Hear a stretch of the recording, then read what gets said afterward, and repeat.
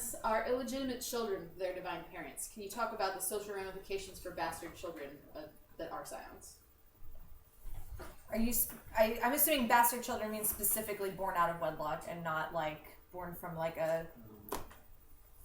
if somebody was in a relation, like Vivian and John Doe were in a relationship. They weren't married. So technically her son is a bastard. Yeah, I would say more like they were born outside of a different marriage that was already okay. Yeah, because a lot of the gods are married. Oh, okay. All right, good. So, like, Vivian and Jeff both would be. Woody's not because nobody likes Vidar. Yeah. Don't be excited about that. It is a problem. It's the best example of this is when a kid of Zeus comes up to Olympus and has to meet Hera for the first time. That's the biggest bad of seeing a kid who was born out of wedlock having to deal with the political ramifications of that pantheon. And it really just depends on how useful that kid is, if the spouse cares or if the spouse deals with it. Yeah, I think especially in specific pantheons, it's not as big a deal if the man goes out and sows his wild oats while he has a wife at home. But it's interesting to deal with for instance, in Eastern Promises, I have a Scion of Isis, so it's a little harder to explain when the women have a Scion outside of their marriage than it is with men, I think. Well, her husband doesn't have a penis anymore, so... Well... All right, you want to explain that to everybody then? You want to tell them how that's okay because he doesn't have a penis? No, I'm not saying it's okay. I'm just saying women have penis. I think a lot of it just depends on the pantheon they're born into. Yeah. Like the kind of ideals and principles of that pantheon. Like Orisha? Why is it even an issue? Yeah. Everybody's married to everybody. How can anybody be... And they're all women and fault men. anybody? Yeah, so how can you fault anyone? But I think another interesting thing that we haven't really explored in our game is that if a god, depending on how much time they spend down here, may get married to a mortal and may have a child with that mortal in wedlock, so it's outside of their godly marriage, but it's part of their avatar's marriage. So then what would that be, and how would that work? I mean, I'm sure the gods wouldn't care for it, but, that would technically be a child born in wedlock. And then there's also if you think about it, it's the Devas. The Devas can actually have other avatars of themselves running around in the world, doing things to build onto their legend and help them out. What if that person has a child?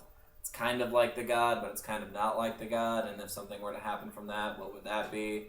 So usually it's just a big pleading for forgiveness for your parents' infidelity when you meet the spouse and trying to make things better if you can. If you can't, it's just about laying low and keeping your mouth shut when that spouse is around because you don't want to make things worse for yourself.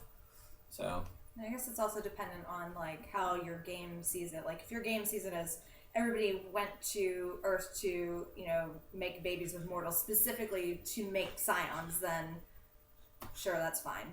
I mean, probably. Yeah, it'll depend. Everybody probably knew about it beforehand, so they can't say anything once the kid comes up. All the gods decided they were going to be swingers and open marriages, and it was cool. It was hot. So. It was cool. Yeah. Yeah, I think it'll depend a lot on your individual setting and your ST's preferences. Yeah. Because especially if it's something like after Ragnarok or after some sort of big event. Yeah, and we have to rebuild. Yeah, then it might be more encouraged or not as frowned upon as if it was just a normal situation. Yeah. Honestly, we don't deal with it a whole lot in the game, so. Not anymore. Yeah. It's helpful when everyone's dead. In any of your games, have your signs ever been revealed to the public? How does the public react to their existence and their friends' existence? Never. That has never happened in any of our games you stay ever. secret Next forever. question. No, actually, we're lying. It happened. They don't come out necessarily as children of the gods, but they definitely become. If you're blowing legend all over the place, then people are going to notice, and they're going to notice that you're doing things that they can't do. So, I don't think anybody's necessarily ever been outed as, oh, that is a son of Baldur over there, or I guess they just automatically assume that you're either a magician or a god already. Well, it's when you're a hero or a demigod, they think you're some sort of crazy mutant or some other sci-fi explanation of why this person is able to do the things that they're doing. Once you hit God and you start getting cults, then it's more of the religious aspect that this is a god, this is another worldly force. When Jeff was coming up, he fell into a bad crowd and got labeled a Satan. There was a new branch of Catholicism that worshipped the downfall of the three Satans, where Jeff was the third. And so that was the way the mortals came up with why this person was able to do all these things. Oh, he's obviously a demon. That's what it is. That's what we'll all say it is, so that we can compartmentalize it and figure out what it is. I really like what happened in another game. I don't know if it's... Yeah. Superheroes. It's the best explanation. It's the best explanation. And this team ran with it and became superheroes, and it was... I'm very jealous that I wasn't a character in that game, because that was awesome. Well, and we have sort of the same thing going on in Eastern Promises. It's a little a little bit of, I guess, lost in translation because it takes place in the 1850s, but we are dealing, a lot of our Scions are from England, and the English, there's some kind of, is it the police force, or is there some other, designated... Yeah, there's somebody who knows that Scions exist, and there are laws prohibiting Torchwood. It's like MI6. Yeah, Torchwood. Yeah, okay, sure. So, they know what we are, but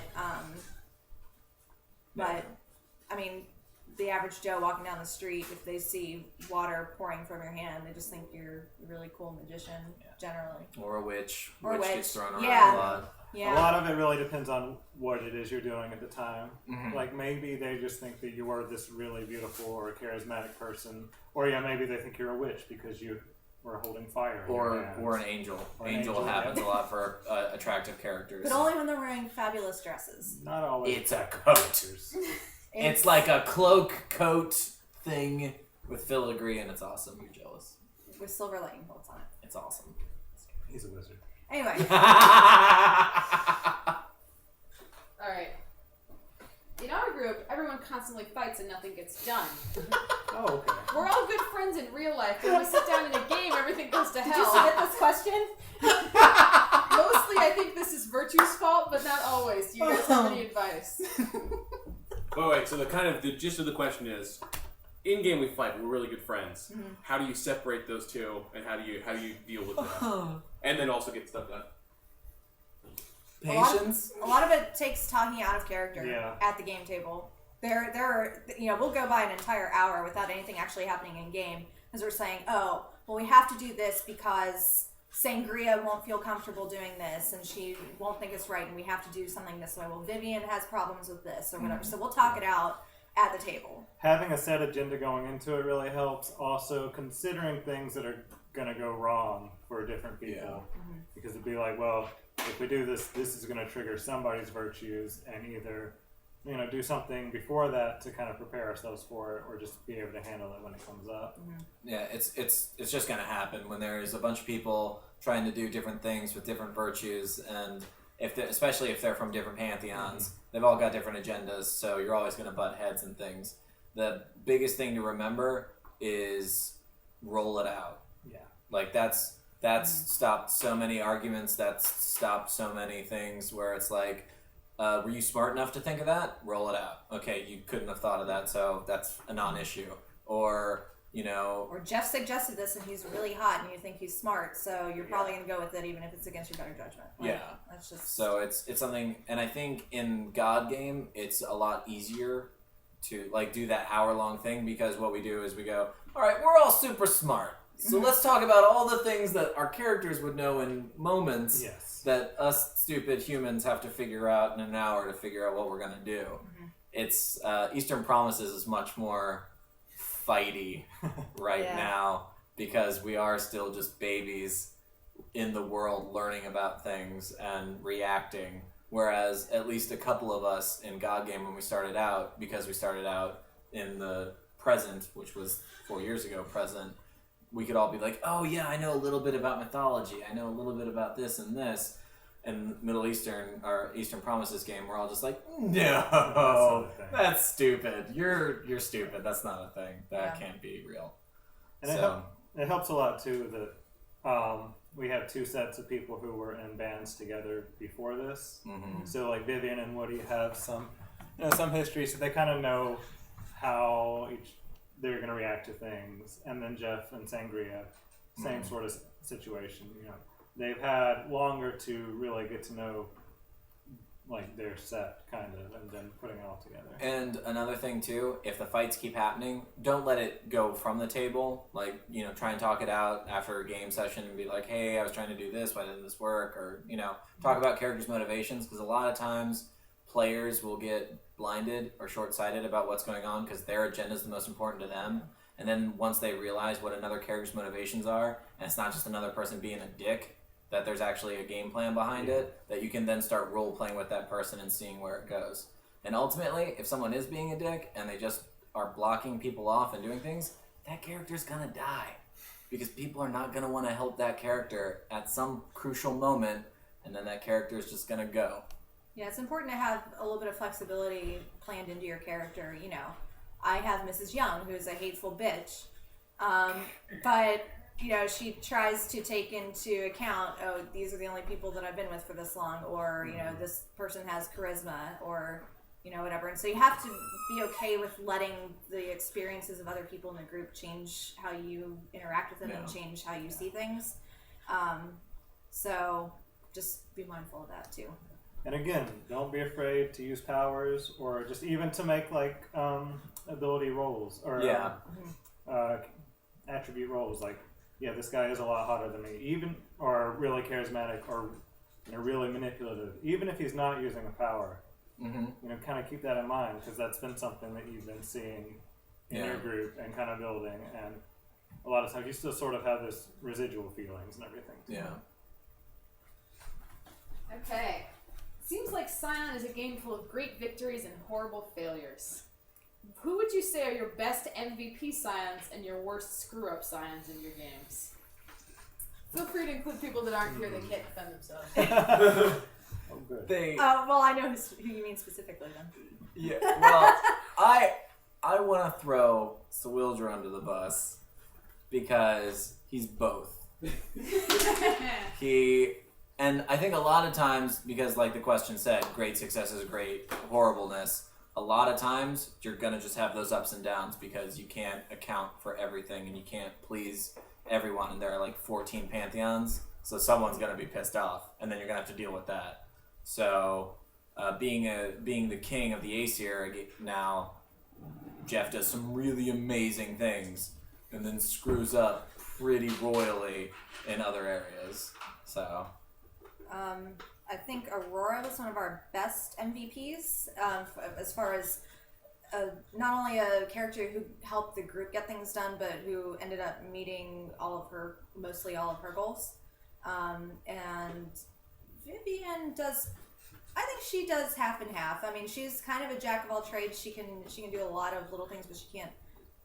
Well, now that she's Legend 11, she's kind of fit into her niche. But for a while, like, she did a little bit of fighting, she did a little bit of healing, she was a psychopomp, like she does a little bit of everything. And so it felt like she was kind of flat, like she wasn't really the best or the worst at anything, but as her fate bonds have kind of stretched her in different directions, she's had some really high moments and some really low moments, and I think that's something that happens to all the gods. But as far as fuck ups, do we want to just go on and throw Tom under the bus?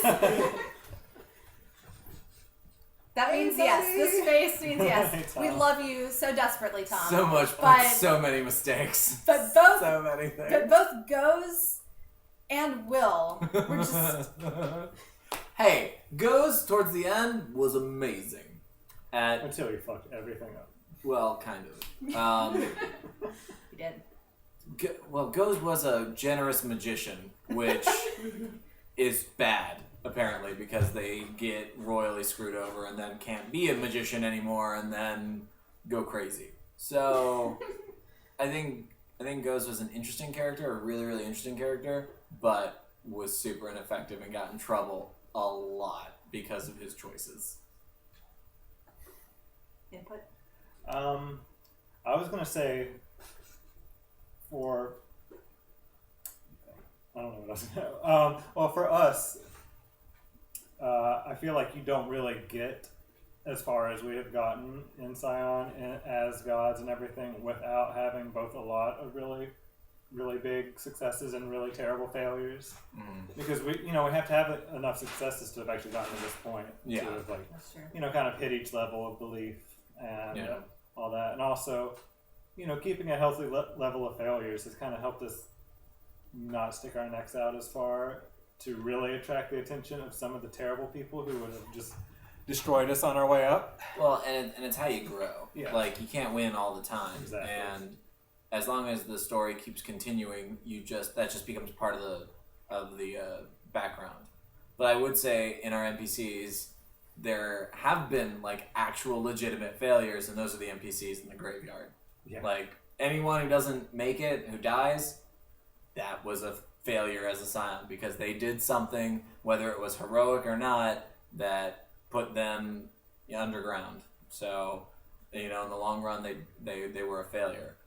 So, in that kind of a light, for a long time, Goes was not a failure, because while he pissed off a lot of people and did a lot of things, he survived. So, long enough to piss off more people and then die. So, I think that's mostly true. I think, for instance, Ketela shouldn't be considered a failure. mm-hmm. Well, I mean, I don't think she should she be considered wouldn't a failure. technically be in the graveyard either. Well, Spoilers. We're not No. going to yeah, I can't We're say. not gonna go Exactly. there. Yeah, because that's exactly what I was thinking. I was like, right. ah. I think for the graveyard, especially for the Eastern Promises characters, not only are they kind of failures for themselves, but also failures for their Pantheon. Yeah. Because they're out there supposed to be doing the work for their Pantheon and kind of helping keep their presence compared to the other Pantheons. And every time you lose one, that's a big hit. So. I've had multiple failures in that game, especially, and yeah, a lot of them have been the dealing drugs. with magic drug addictions, and just putting myself right in the middle of danger, instead of staying to the side and helping everybody else. A lot of it is virtue related. A lot of times, Yeah. virtue kills a lot extremities of are a great things. way to die. If you can't either keep it under control or have someone in your party who can help keep you under control when you go into that extremity, Yeah. there's a good chance you're going to be gone. but I don't think anybody has ever died in a situation that we wouldn't call like an epic way for them to go. Yeah. So, Or fitting story. yeah. So, Fitting. How is Lionel still alive? that's a great Um, question. He should be on How the have list we of not worst lynched him people. yet? Yeah, no, he should have been the first one to. Well, he's only played one game, That's true. right? So there's time. Yeah.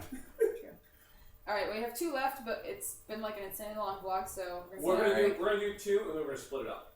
Ah, Okay, cool. So- part 1 and 2. Cool. Alright, is Vidar proud of Folkwardr? I'm curious about Vidar's fatherly feelings toward his son and their relationship.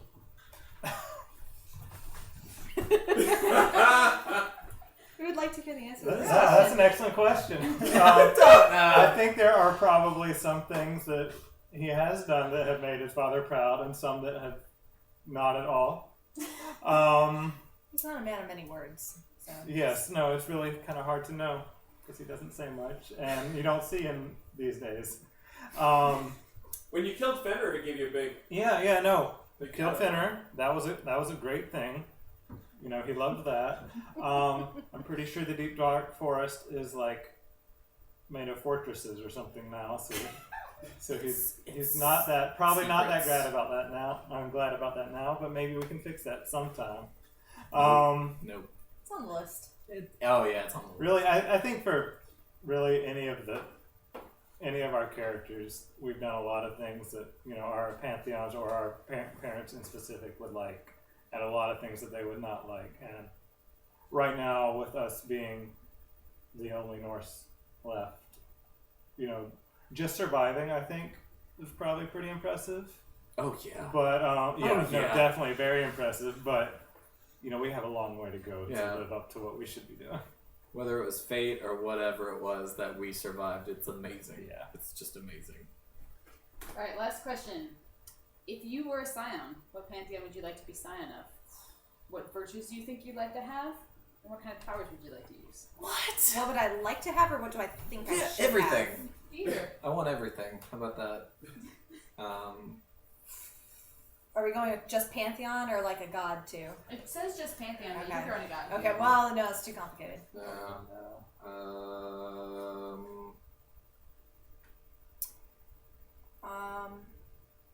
God, getting these questions on the spot are hard. This is something I have to think for like hours on. Yeah, oh my god. Because there's so Well, many do you things. have one? I don't have to think about it for hours. I mean, I think that as far as the different gods involved in the Pantheon, the Davis would be really interesting. But as far as PSPs go, I'd probably like to be a Scion of the Anuna, because I like to be the Really very good best things. at certain things. So, Yeah. yes, thank you. But as far as virtues go, like I myself think that I would have a lot of order and probably loyalty. I would have harmony thrown in there too, and then maybe conviction. Those are my four. Sounds like you're a Bogey. It sounds that way, but I would not want to be one of And then you them. can make other So people be Bogart too. I will pay more for my PSP. There you go. Yeah, I guess I'll just go through virtues first. Yeah. And then see what Pantheon that fits. For me, when I just think of who I am, not like what I would like to have, like what I would play the easiest for me, it would probably be expression, loyalty, conviction. Endurance is stupid. Not int. Courage, balance, No, those are horrible. harmony. No one would want to Order? be vengeance. I guess I'm Come on, lawyer. a lawyer, so I guess I'm kind of law-abiding for the most part. So yeah, I guess order. What would those be? Expression, loyalty, order, and what? Conviction. None of them. That's nobody. Yeah, awesome. There you go. So new Pantheon. But if I had to pick one, I'd want the Passaget. Egypt was what I grew up with, along with the Greeks, and I always thought they were really cool, and the dynamics of what we've dealt with in game have been some of the most interesting for me when dealing with the Passaget, and or the Netger. Excuse me, we call them the Netger now, and it's just been a lot of fun, and the myths are so much fun, and how old that Pantheon is too would be really, really fun to play around with. Let's see. For me, virtues, I think I would say int. I'd say loyalty, maybe expression, maybe like a dot of vengeance. So you're Greek. Yeah. I was gonna say probably Greek. Just that is kind of the cliche answer. I feel like overall, just because they're the ones that you have just the most like kind of present in stories and everything. Mm-hmm. I mean, more and more recently, you've been getting a lot from the other, the big pantheons or the popular pantheons. But Greek mythology has been like stories I've heard all my life, and then there's like all the Percy Jackson stuff out now too. But no, I don't know which god, but probably it would be Greek. And then were we also supposed to pick purviews? Yeah, if there's particular Yeah. purviews you want to have. Oh man. I think health is pretty cool. And I mean, one of the elements would be pretty cool too. Yeah. I think to actually, be able to well, shape earth or make water or yeah.